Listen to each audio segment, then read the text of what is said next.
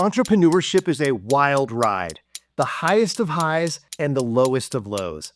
One day you're on top of the world, and the next you're questioning every ounce of your sanity. It can be crazy. Over the last 7 years, I've been lucky to work with entrepreneurs in many industries, and I've noticed some very common mistakes.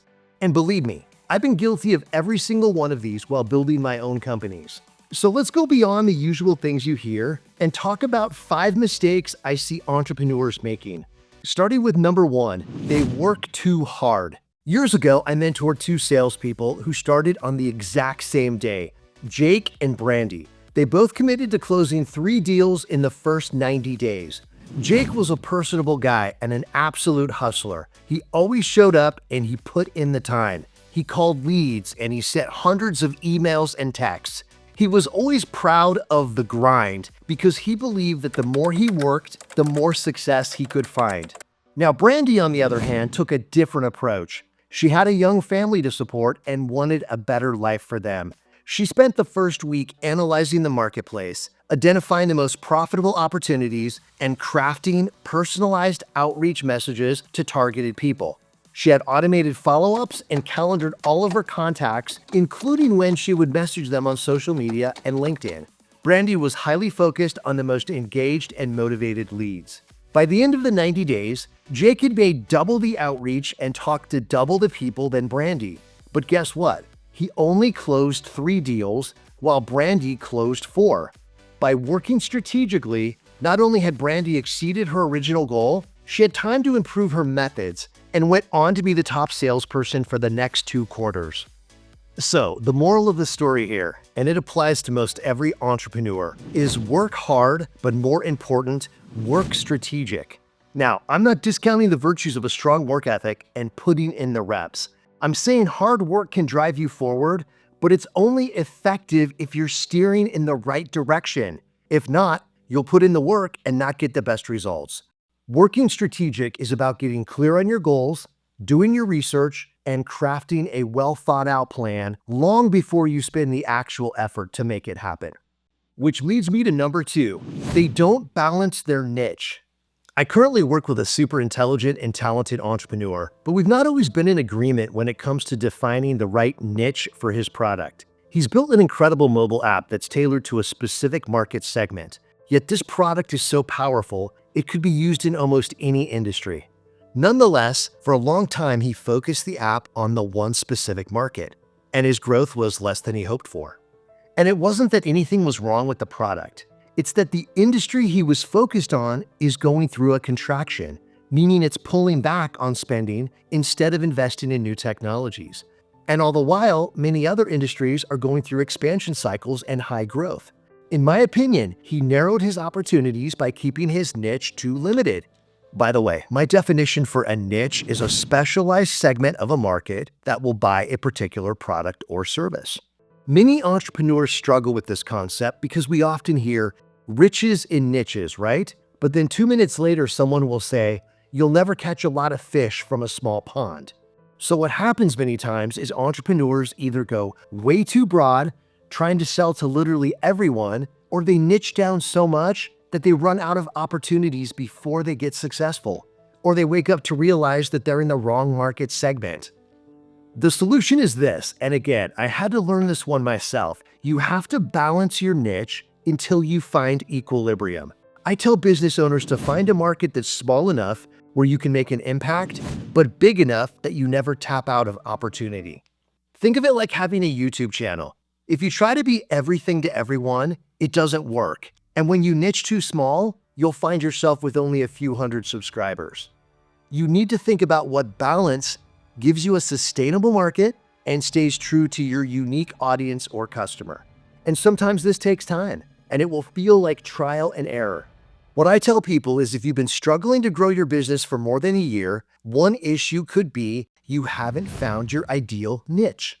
Which takes us to number 3. They don't have a clear call to action.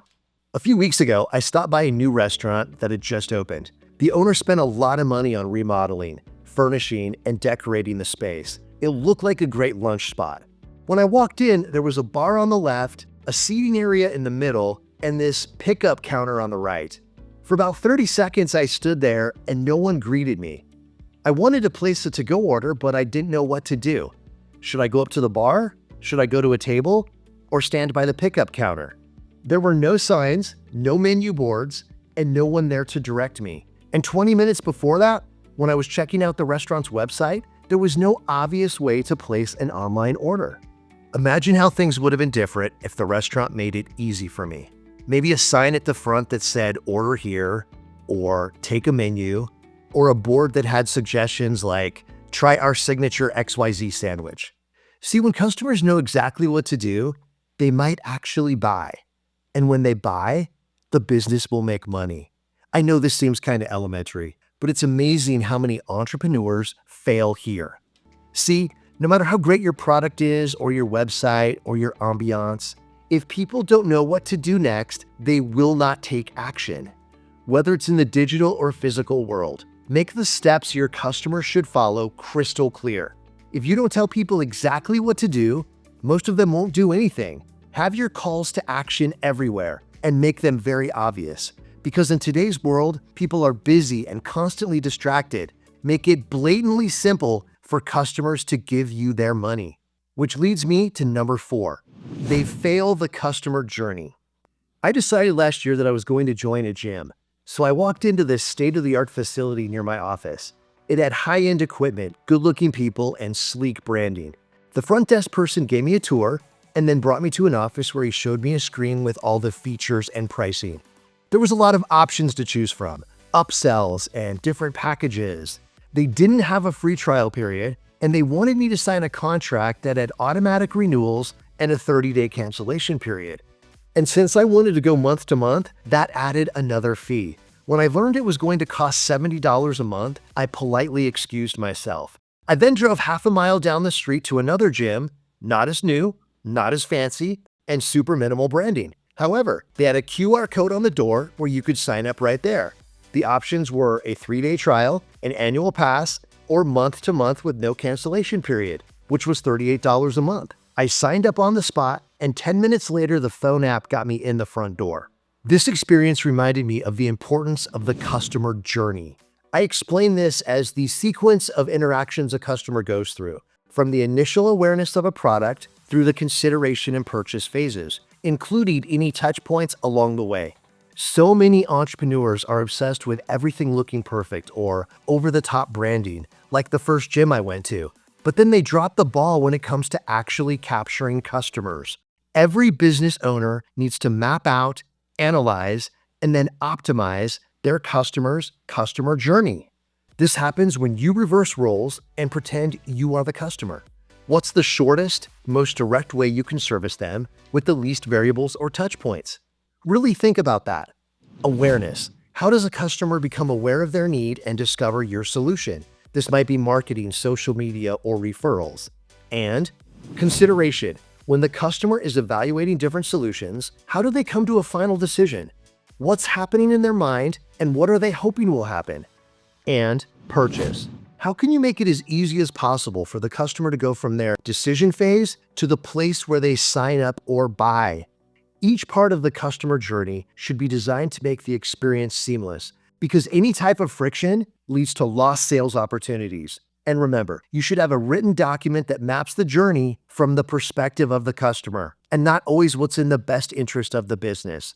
Pay particular attention to their decision-making process, emotions, and objections at every interaction. Which brings us to number 5. They don't 10x their effort. When I started my first sales job back in my 20s, my manager told me to order business cards. I asked him, how many should I get, 250 or 500? He looked at me and said, get 10,000. I responded, what am I going to do with 10,000 business cards?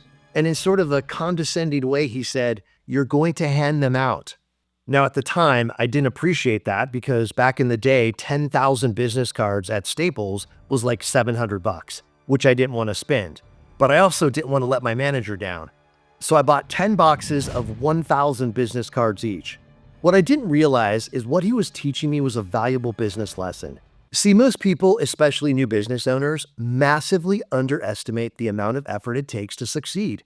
I thought 250 business cards would be enough. Yet what I didn't know is that handing out that many cards amounted to maybe a couple of clients. And that if I wanted to make a sustainable income, I was going to have to exponentially expand my efforts. This principle is commonly known as the 10x rule, and it reminds us that most people's efforts are way too low. So if you're struggling to get traction or make something happen, ask yourself this: what would happen if I 10x'd my efforts? Chances are, this is what is necessary. Like I said, I've been guilty of all of these mistakes, and maybe you have too. But the good news is, once you're aware of them, you can plan for them and then do everything to avoid them. So there you have it, 5 mistakes most entrepreneurs make. Remember, success can be predictable when you have a plan and execute the right strategy. What I want you to ask yourself is this: what can I change in my business that might be holding me back? As always, if there's someone in your life that needs to hear this message, please forward the video. And I recommend you watch this one next. Time waits for no one.